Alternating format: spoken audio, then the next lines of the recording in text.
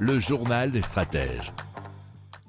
Allez, on vous parle de la station d'épuration de Meistradsem dans le Bas-Rhin qui utilise depuis 10 ans le jus de choucroute pour produire de l'énergie grâce à un processus de méthanisation. Alors ce jus est créé à partir d'un processus de lactofermentation et pour transporter et distribuer ce liquide vers la station, un camion-citerne a été spécialement dépêché depuis le mois d'août, nous dit France 3 Région, France TV Info.fr. Alors 30 millions de litres y affluent chaque année grâce à 9 producteurs de choucroute dans le secteur de la commune. Alors ce chiffre équivaut à la consommation annuelle en eau de 140 000 habitants.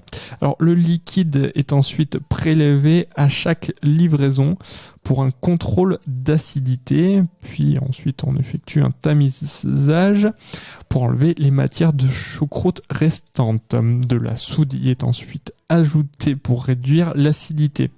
Enfin, le liquide est mélangé à une eau de dilution afin d'être toléré dans le réacteur de méthanisation.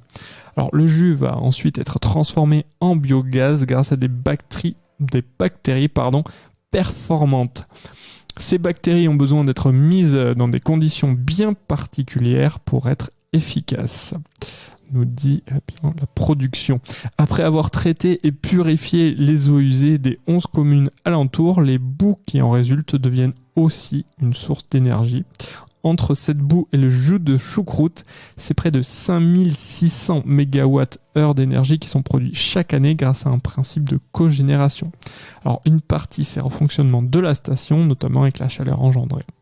L'électricité créée est distribuée dans sa totalité au réseau local via l'électricité de Strasbourg.